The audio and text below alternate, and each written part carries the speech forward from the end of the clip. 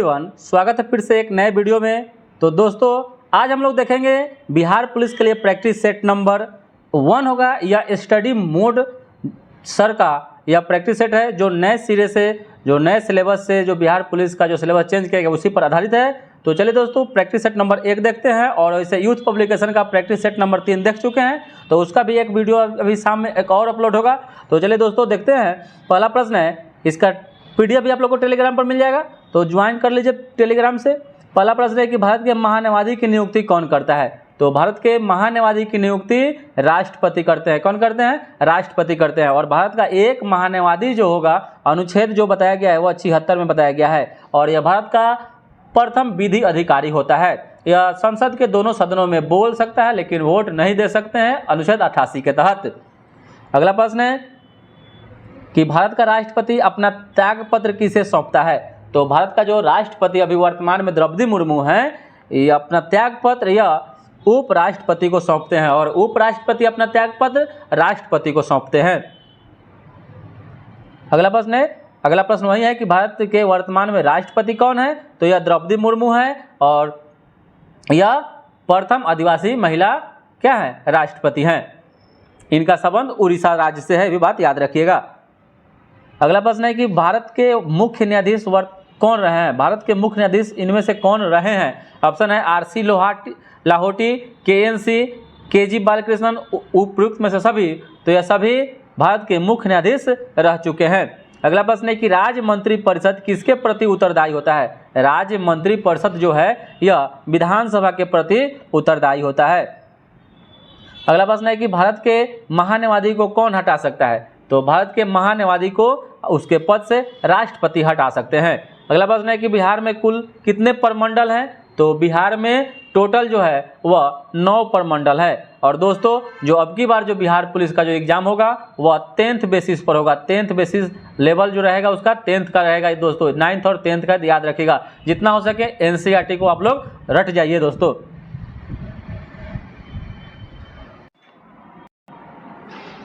अगला प्रश्न है कि झारखंड देश का कौन सा राज्य है। झारखंड देश का कौन सा राज्य है। तो यह 28वां राज्य है। इसका स्थापना 15 नवंबर 2000 ईस्वी को हुआ था। 15 नवंबर 2000 ईस्वी में इसका स्थापना हुआ था, याद रखिएगा दोस्तों। और झारखंड की राजधानी रांची है। रांची जो शहर है वह कर्क रेखा पर स्थित है। और 26वां में राज्य पूछे तो छत्तीसगढ़ हो जाएगा।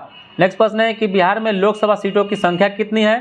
तो बिहार में लोकसभा सीटों की संख्या 40 है। और एक बात याद रखिएगा दोस्तों, अभी वर्तमान में 28 राज्य और 8 केंद्र शासित प्रदेश हैं। और बिहार में विधान परिषद की संख्या सीटों की संख्या 75 है और विधानसभा 243 है, राज्यसभा 16 है। अगला प्रश्न है कि राज्यसभा और लोकसभा की संयुक्त बैठक जो है कौन बुलाता है। राज्यसभा और लोकसभा की जो संयुक्त बैठक होता है अनुच्छेद 108 के तहत बुलाने का जो काम करते हैं वह राष्ट्रपति करते हैं, जबकि इसकी अध्यक्षता लोकसभा के अध्यक्ष करते हैं। इसकी अध्यक्षता लोकसभा के अध्यक्ष करते हैं।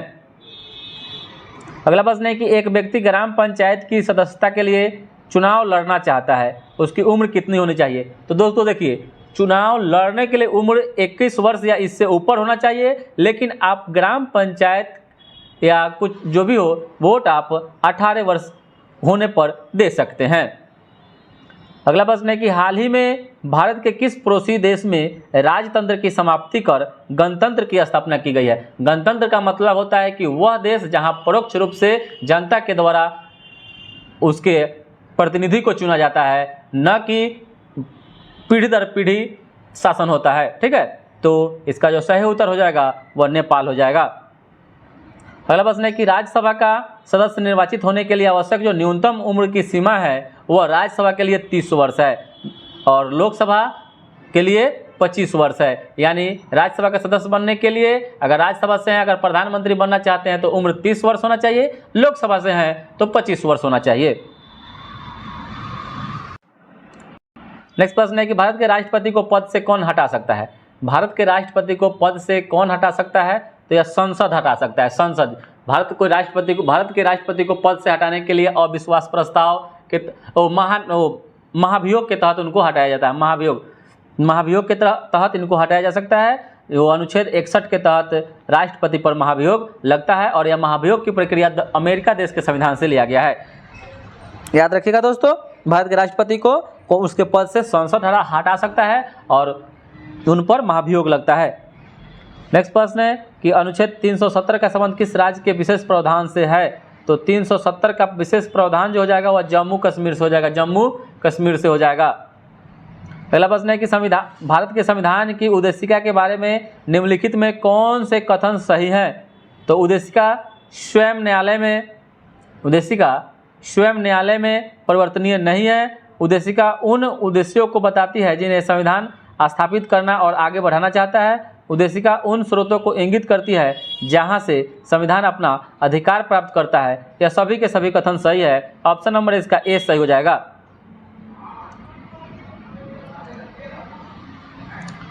अगला प्रश्न है कि सर्वोच्च न्यायालय ने निजता के अधिकार को संविधान के किस मूलभूत अधिकार के अधीन रखा है? तो सर्वोच्च न्यायालय ने निजता के अधिकार को अनुच्छेद 21 के तहत रखा है, अनुच्छेद 21 के तहत रखा है। सर्वोच्च न्यायालय ने निजता के अधिकार को अनुच्छेद 21 में ही, जिसमें प्राण और दैहिक स्वतंत्रता है, उसी में रखा है। निजता के अधिकार जैसे आपका वोटर ID कार्ड हो गया, आधार कार्ड समझ लीजिए, आपका आधार कार्ड जो है वह निजता का अधिकार है आपका, ठीक है। अगला प्रश्न है कि निम्नलिखित में कौन सा संविधान राष्ट्रपति को किसी भी मामले को पुनः विचार करने के लिए मंत्रिमंडल को भेजने की शक्ति प्रदान करता है? तो यह करता है 44वां। अगला प्रश्न है कि रामनाथ कोविंद भारत के कौन से राष्ट्रपति थे? तो रामनाथ जो कोविंद थे वह भारत के 14वें राष्ट्रपति थे।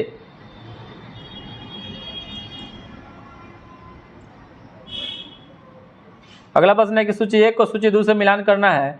एक तरफ संवैधानिक प्रावधान है, एक तरफ स्रोत है, कहाँ से लिया गया है? तो जो मौलिक अधिकार है यह अमेरिका देश से लिया गया है। राज्य का नीति निदेशक तत्व है यह आयरलैंड से लिया गया है और केंद्र राज्य संबंध कनाडा से और मंत्रिमंडलीय सरकार जो है ब्रिटेन से लिया गया है, ब्रिटेन से लिया गया है। अगला प्रश्न है कि लोकतंत्र के बारे में निम्न कथनों पर विचार करना है कि इसमें लोगों के द्वारा निर्वाचित सरकार का गठन होता है। सही है। लोकतंत्र में वर्तमान में सत्तासीन लोगों के होने की जो संभावना अधिक होती है, ये भी सही है। और प्रत्येक मत का मूल्य एक ही होता है। तीनों कथन सही है। ऑप्शन नंबर बी इसका सही उत्तर हो जाएगा। अगला प्रश्न है कि निम्नलिखित में से कौन अंतर्राज्यीय परिषद का गठन करता है? तो अंतर्राज्यीय परिषद का गठन जो इसमें से कौन करेगा? तो यह करेंगे राष्ट्रपति, और लेकिन इसका जो अध्यक्ष होते हैं वह प्रधानमंत्री होते हैं, याद रखिएगा दोस्तों। अगला प्रश्न है किसी भी राजनीतिक दल को राष्ट्रीय दल बनने के लिए कितने राज्यों में मान्यता जरूरी है? तो किसी भी राजनीतिक दल को राष्ट्रीय दल बनने के लिए कितने राज्यों में मान्यता जरूरी है? तो यह जो है 4 राज्यों में है। अगला प्रश्न है कि निम्नलिखित राजनीतिज्ञ ने द कोलिएशन ईयर्स 1996 से 2012 नामक पुस्तक लिखी है। तो द कोलिएशन ईयर्स जो लिखी है या प्रणब मुखर्जी के द्वारा लिखा गया है, प्रणब मुखर्जी के द्वारा लिखा गया है। अगला प्रश्न है कि भारतीय संविधान की कौन सी अनुसूची भाषाओं का उल्लेख करती है? तो भाषाओं का उल्लेख या 8वीं अनुसूची करती है और 8वीं अनुसूची में 22 भाषाओं का उल्लेख है और टोटल अनुसूची कितनी है? तो 12 है। अभी वर्तमान में अनुच्छेद कितना है? तो 444 प्लस है। भाग और उपभाग को मिलाकर टोटल कितना है? तो 25 है। पहले 22 भाग था, 25 हो गया है। अगला प्रश्न है कि डॉक्टर राजेंद्र प्रसाद कितने वर्ष तक भारत के राष्ट्रपति रहे थे? तो यह रहे थे 12 वर्षों तक रहे थे, 12 वर्षों तक रहे थे और यह बिहार से थे। नेक्स्ट प्रश्न है कि सर्वोच्च न्यायालय का न्यायाधीश अपना पद त्याग कर सकता है? तो सर्वोच्च न्यायालय का न्यायाधीश अपना पद त्याग कर सकता है। कैसे कर सकता है? तो यह राष्ट्रपति को कर सकते हैं, राष्ट्रपति को लिखित दे देंगे। नेक्स्ट प्रश्न है कि निर्वाचन आयुक्त को पद से हटाया जा सकता है? तो निर्वाचन आयुक्त को पद से कैसे हटाया जाता है? तो ये भी क्या होता है? राष्ट्रपति के, लेकिन ऑप्शन इसमें कोई नहीं है, तो इनमें से कोई नहीं इसका सही उत्तर हो जाएगा। अगला प्रश्न है कि राज्यसभा के संदर्भ में निम्नलिखित में से कौन सा कथन सही नहीं है? तो राज्यसभा के संदर्भ में निम्नलिखित में से कौन सा कथन सही नहीं है? तो राज्यसभा एक अस्थायी संस्था है। सही है। इसके 1/3 सदस्य प्रत्येक 2 वर्ष पर रिटायर होते हैं और राज्यसभा का गठन 1958 में हुआ था। राज्यसभा के 12 सदस्य राष्ट्रपति के द्वारा मनोनीत होते हैं। तो इसका ऑप्शन नंबर जो सी है यह कथन सही नहीं है। राज्यसभा 1952 में ही इसका स्थापना हुआ था। बाद बाकी सही सही है, ऑप्शन सही है। अगला प्रश्न है कि योजना किस सूची के अंतर्गत आता है या किस सूची में है? तो योजना जो है यह समवर्ती सूची में है। और दोस्तों समवर्ती सूची ऑस्ट्रेलिया देश से लिया गया है, समवर्ती सूची ऑस्ट्रेलिया से लिया गया है। वर्तमान में इसमें 52 विषय है, ये बहुत महत्वपूर्ण प्रश्न है। राज्य सूची में वर्तमान में 61 विषय हैं और संघ सूची में वर्तमान में 100 विषय हैं, याद रखेगा दोस्तों। और जो अवशिष्ट सूची जो है यह केंद्र सरकार के अधीन रहती है। अगला प्रश्न है कि राष्ट्रीय विकास परिषद एक क्या है? तो राष्ट्रीय विकास परिषद एक समवर्ती सूची में ही आता है और इसका स्थापना 6 अगस्त 1952 ईस्वी को किया गया था, राष्ट्रीय विकास परिषद का स्थापना। और राष्ट्रीय विकास परिषद पहले पंचवर्षीय योजना जो योजना आयोग लागू योजना का जो काम होता था अंतिम रूप से प्रतिवेदन यही करता था।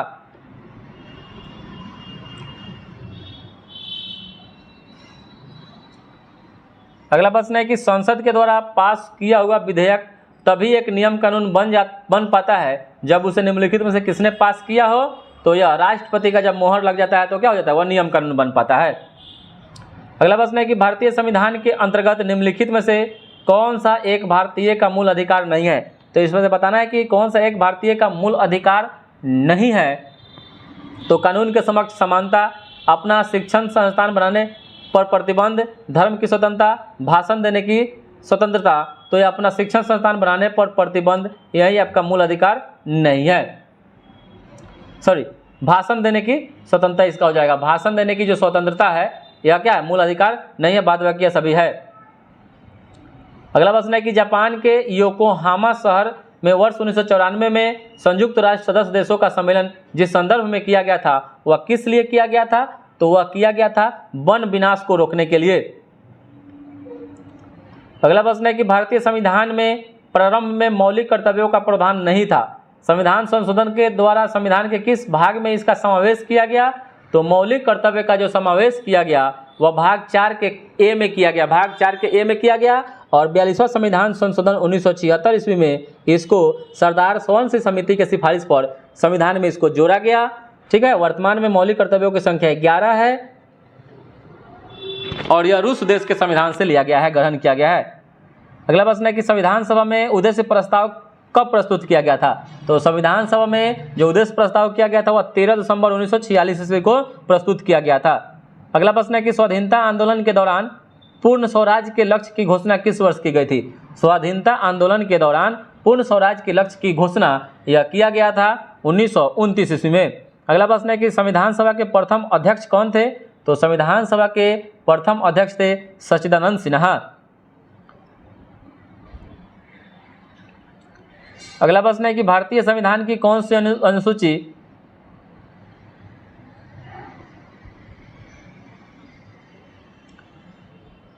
अगला प्रश्न है किसी भारत परिषद अधिनियम के द्वारा भारत में ब्रिटिश सरकार के द्वारा सांप्रदायिक निर्वाचन प्रणाली का प्रारंभ हुआ। किसी भारत परिषद अधिनियम के द्वारा भारत में ब्रिटिश सरकार के द्वारा सांप्रदायिक निर्वाचन प्रणाली का शुरुआत हुआ तो यह हुआ था 1909 ईस्वी में, जिसको मार्लेमेंटो सुधार अधिनियम भी कहा जाता है। अगला प्रश्न है कि निम्नलिखित में से क्या भारत का नागरिक बनने के लिए आवश्यक नहीं है? तो भारत का नागरिक बनने के लिए आपका वंशानुक्रम, जन्म, अधिगृहित संपत्ति देशीयकरण, तो अधिगृहित संपत्ति का होना आवश्यक नहीं है, बाद बाकी सभी है। अगला प्रश्न है कि लोकसभा का अध्यक्ष अपना त्यागपत्र किसे संबोधित करके करता है? तो लोकसभा का जो अध्यक्ष होता है या उपाध्यक्ष को करके करेगा, उपाध्यक्ष को करके करेगा।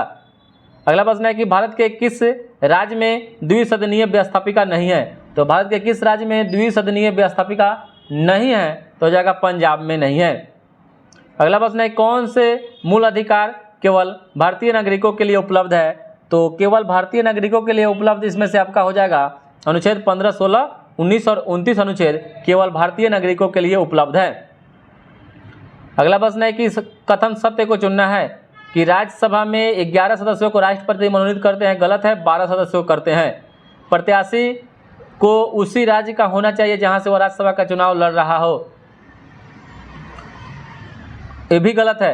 राज्यसभा को भंग किया जा सकता है, ये भी गलत है, क्योंकि राज्यसभा एक अस्थायी सदन, इसको भंग नहीं किया जा सकता है। और लोकसभा में राष्ट्रपति 2 सदस्य को मनोनीत करते हैं, यह सही है, लेकिन अभी वर्तमान में इसको निरस्त कर दिया गया है, निरस्त पेंडिंग में रखा गया है, याद रखिएगा दोस्तों। अगला प्रश्न है कि सत्य कथन को आपको चुनना है। सत्य कथन को वित्त आयोग संवैधानिक निकाय है, वित्त आयोग एक संवैधानिक निकाय है। सही है। वित्त आयोग को संसद नियुक्त करती है। वित्त आयोग में 5 सदस्य होते हैं। हर 6 वर्ष बाद वित्त आयोग की अपनी एक रिपोर्ट होती है। सभी गलत है, बाद बाकी ऑप्शन नंबर ए सही है।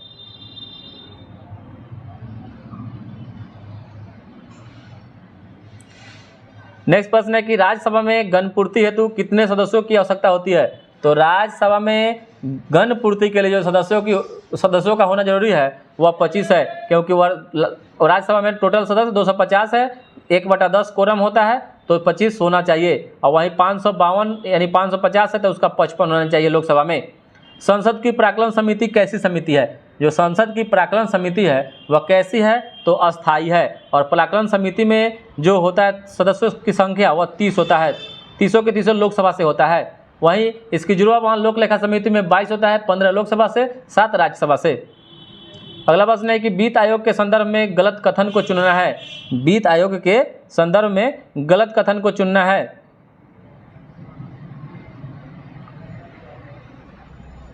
ऑप्शन है आपका वित्त आयोग के द्वारा की गई सिफारिशें राष्ट्रपति पर बाध्यकारी होती है, तो ये गलत कथन को चुनना है। तो यही आपका ऑप्शन नंबर यही आपका गलत हो गया कि बाध्यकारी नहीं होता है। अगला प्रश्न है कि भारत की पहली महिला मुख्यमंत्री थी। तो भारत की पहली महिला मुख्यमंत्री सुचेता कृपलानी थी, जो उत्तर प्रदेश की मुख्यमंत्री बनी थी। अगला प्रश्न है कि भारत का कोई नागरिक अपनी नागरिकता खो देगा यदि वह भारतीय नागरिकता का परित्याग कर देता है। परित्याग करता है, स्वेच्छा से किसी अन्य देश की नागरिकता को प्रदान करता है, प्राप्त करता है, और किसी अन्य देश के नागरिक से विवाह करता है और सरकार की आलोचना करता है, तो इसका 1 व 2 सही है। 1 व 2 स्वेच्छा से किसी अन्य देश की नागरिकता प्राप्त करता है और भारतीय नागरिकता का परित्याग करता है, तो 1 और 2 इसका क्या है? सही होता है, हो जाएगा। अगला प्रश्न है कि भारत की राजकोषीय नीति किसके द्वारा प्रतिपादित की जाती है? तो भारत की राजकोषीय नीति जो है वह प्रतिपादित की जाती है वित्त मंत्रालय के द्वारा। वित्त मंत्रालय के द्वारा। चलिए अगला प्रश्न है कि पंचायती राज का सबसे प्रमुख जो भाग होता है वह कौन सा होता है? तो यह होता है ग्राम सभा। और पंचायती राज अनुच्छेद 243 में है। 243 में, पंचायती राज 243 में है। और ग्राम पंचायत जो है अनुच्छेद 40 में है। और पंचायती राज को जो है वह 11वीं अनुसूची में इसके बारे में बताया गया है। नेक्स्ट प्रश्न है कि भारत में नए राजनीतिक दल को अनुमति कौन देता है? तो नए दल को जो अनुमति देता है वह चुनाव आयोग देता है। नेक्स्ट प्रश्न है कि भारत में राष्ट्रपति चुने जाने से पूर्व रामनाथ कोविंद कहाँ के गवर्नर थे? तो यह बिहार राज्य के थे। अगला प्रश्न है कि भारतीय संविधान के 44वें अनुच्छेद के अनुसार समान संहिता की परिकल्पना निम्नलिखित में से किनके लिए है? तो समान संहिता की जो परिकल्पना है वह किया गया है नागरिकों के लिए। नेक्स्ट प्रश्न है कि निम्नलिखित में से कौन सा एक आदेश किसी व्यक्ति को गैरकानूनी ढंग से बंदी बनाए जाने पर उसकी स्वतंत्रता सुनिश्चित करने के लिए उच्चतम न्यायालय के द्वारा जारी किया जाता है? तो उच्चतम न्यायालय के द्वारा जारी बंदी प्रत्यक्षीकरण किया जाता है। और उच्चतम न्यायालय अनुच्छेद 32 के तहत 5 प्रकार का रिट जारी करता है, याद रखिएगा दोस्तों। अगला प्रश्न है कि राष्ट्रीय गीत किस उपन्यास से लिया गया है? तो जो राष्ट्रीय गीत जो है वंदे मातरम वह कहाँ से लिया गया है? तो यह लिया गया है आनंद मठ से। गोदान प्रेमचंद की है। देवदास देवकीनंदन खत्री के द्वारा लिखा गया है। और गोरा महादेवी वर्मा के द्वारा लिखा गया है। और आनंद मठ जो है बंकिम चंद्र चटर्जी के द्वारा लिखा गया है। एक भारतीय राज्य के रूप में बिहार कब बना? तो एक भारतीय राज्य के रूप में बिहार 1912 ईस्वी में बना था, जो बंगाल से अलग हुआ था। अगला प्रश्न है कि भारतीय संविधान में मूल कर्तव्य को किस समिति की सिफारिश पर जोड़ा गया? तो भारतीय संविधान में मूल कर्तव्य को सरदार स्वर्ण सिंह समिति के सिफारिश पर 1976 ईस्वी में 42वां संविधान संशोधन करके जोड़ा गया था। अगला प्रश्न है कि पंचायती राज सर्वप्रथम किन 2 राज्यों में शुरू हुआ था? तो पंचायती राज सर्वप्रथम 2 राज्यों में आंध्र प्रदेश और राजस्थान में जुड़ा गया था, जो 2 अक्टूबर 1959 ईस्वी को राजस्थान के नागौर जिला से इसकी शुरुआत हुई थी, पंडित जवाहरलाल नेहरू के कार्यकाल में। अगला प्रश्न है कि बीटिंग द रिट्रीट सेरेमनी किस तारीख को मनाया जाता है? तो जो 26 जनवरी की जो झांकी निकलती है, 26 जनवरी के उपलक्ष्य में जो झांकी, उसके समापन के उपलक्ष्य में जो झांकी निकलती है वह 29 जनवरी को निकलती है। उसी के दिन बीटिंग द रिट्रीट सेरेमनी मनाया जाता है। और 26 जनवरी को गणतंत्र दिवस मनाया जाता है। 15 अगस्त को स्वतंत्रता दिवस मनाया जाता है। अगला प्रश्न है कि वर्तमान में राज्यसभा में सीटों की कुल संख्या, प्रभावी जो संख्या है कितनी है? तो प्रभावी संख्या जो है वह 245 है। होना चाहिए 250, याद रखिएगा दोस्तों, लेकिन अभी वर्तमान में 245 है। अगला प्रश्न है कि भारतीय संविधान का अनुच्छेद 117 का संबंध किससे है? तो अनुच्छेद 117 का जो संबंध है वह वित्त विधेयक से है।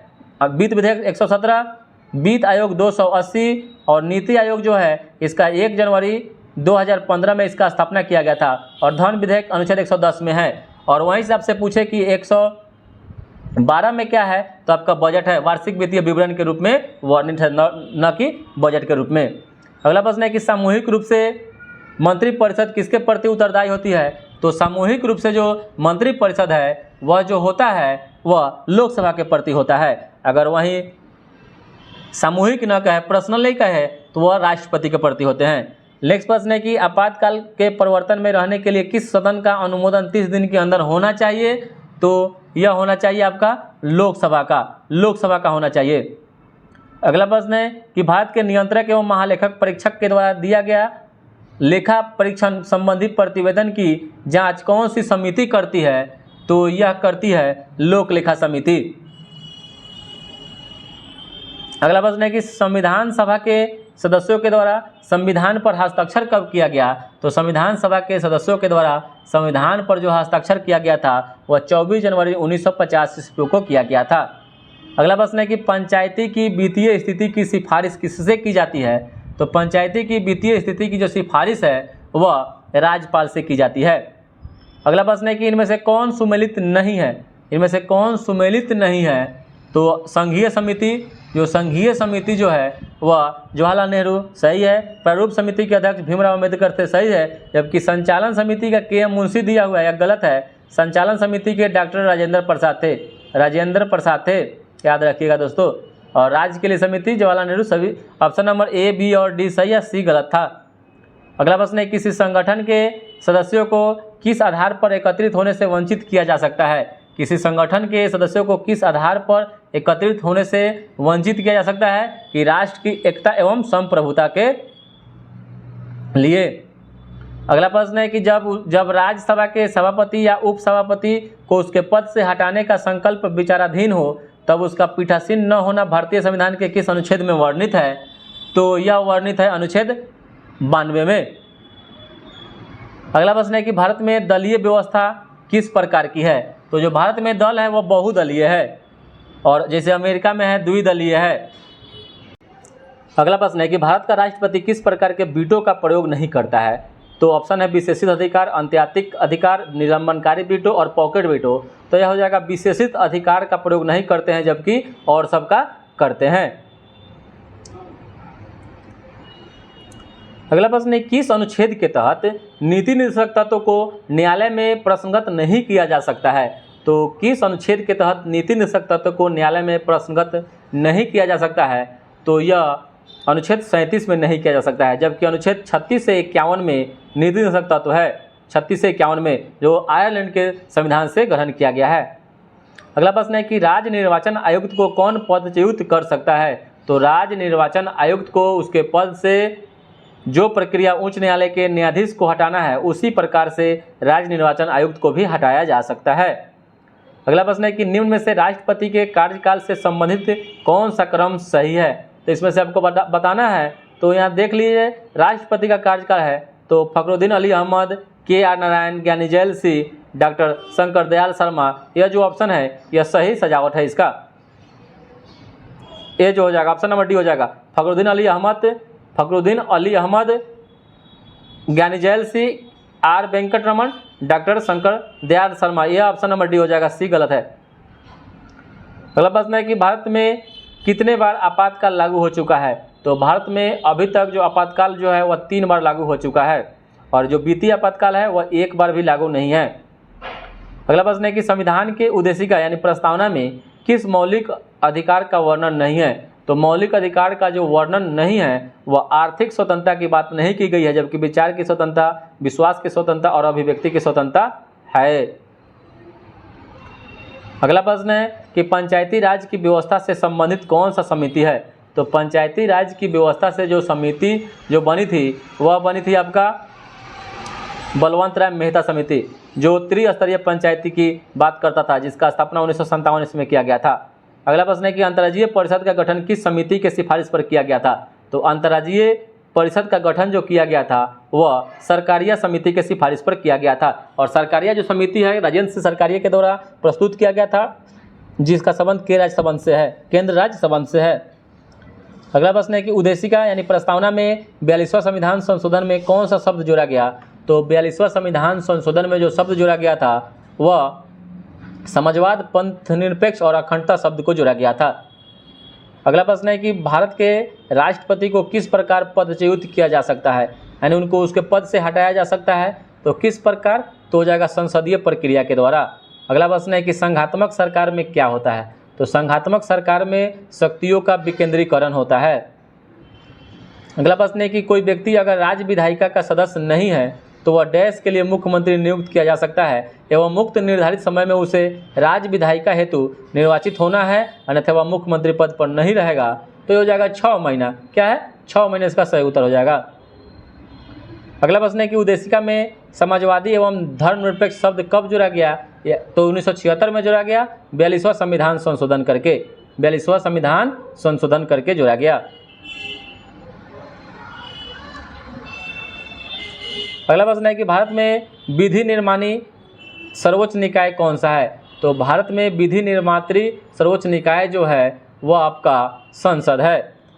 अगला प्रश्न है कि निम्नलिखित में से कौन सा कथन लोकसभा के उपाध्यक्ष के संदर्भ में सही नहीं है। लोकसभा के उपाध्यक्ष के संदर्भ में बता रहा है, तो इसका जो ऑप्शन नंबर डी हो जाएगा। जब उपाध्यक्ष लोकसभा के पीठासीन अधिकारी होते हैं तब वह प्रथमतः मत दे सकते हैं, यही कथन जो है वह गलत है।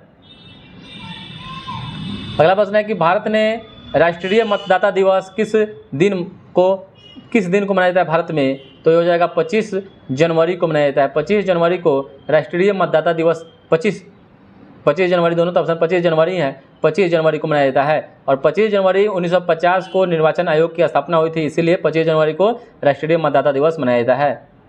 अगला प्रश्न है कि राज्य विधायिका में धन विधेयक को केवल किसकी पूर्व सिफारिश पर प्रस्तुत किया जा सकता है। तो राज्य विधायिका में तो यह किया जा सकता है राज्यपाल के सिफारिश पर।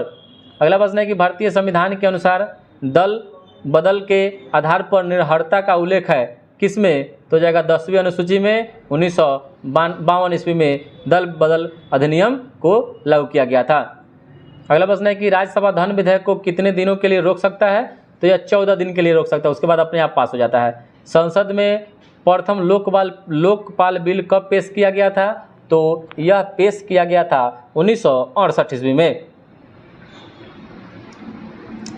अगला प्रश्न है कि भारतीय संविधान के अनुसार मानव का दुर्व्यापार और बलात्श्रम निषेध है, यह किस अनुच्छेद में वर्णित है। तो यह अनुच्छेद 23 में वर्णित है। अगला प्रश्न है कि निम्नलिखित में कौन सी समिति चुनाव सुधारों से संबंधित है। तो चुनाव सुधार से जो समिति बनी थी वह था दिनेश गोस्वामी समिति, ऑप्शन नंबर ए सही हो जाएगा। अगला प्रश्न है कि भारत के प्रथम लोकपाल कौन है। तो भारत के प्रथम लोकपाल पिनाकी चंद्र घोष हैं, पिनाकी चंद्र घोष हैं। अगला प्रश्न है कि भारतीय संविधान की उद्देशिका यानी प्रस्तावना में न्याय शब्द के अंतर्गत निम्नलिखित में से किसका उल्लेख नहीं है। तो सामाजिक, कानूनी, राजनीतिक और आर्थिक। तो आर्थिक नहीं है। अगला प्रश्न है कि भारतीय संविधान के कौन से अनुच्छेद के अनुसार उपराष्ट्रपति राष्ट्रपति के रूप में कार्य अथवा कृतियों का निर्वहन कर सकता है। तो यह अनुच्छेद 65 के तहत। अगला प्रश्न है कि निम्नलिखित में कौन सा विषय भारतीय संविधान के अनुसार संघीय सूची में सम्मिलित नहीं है। तो संघीय सूची में कौन सम्मिलित नहीं है। तो स्थानीय शासन, जबकि रक्षा, रेलवे और बैंक ऑफ RBI यह संघीय सूची में शामिल है, जबकि स्थानीय शासन जो है यह राज्य सूची में है। याद रखिएगा, राज्य सूची में है। अगला प्रश्न है कि निम्नलिखित में कौन सा अनुच्छेद धार्मिक कार्यों की प्रबंधता की स्वतंत्रता से संबंधित है। तो यह है आपका अनुच्छेद 26। और 100 नंबर प्रश्न है, लास्ट प्रश्न। यह टोटल पॉलिटी का 100 प्रश्नों का मैराथन है। बिहार पुलिस के लिए रामबाण का काम करेगी कि भारत के संविधान में निम्नलिखित में से कौन सी याचिका का उल्लेख नहीं है, तो प्रतिषेध, परमादेश और अधिकार परीक्षा है, जबकि आदेश नहीं है। ऑप्शन नंबर डी सही हो जाएगा।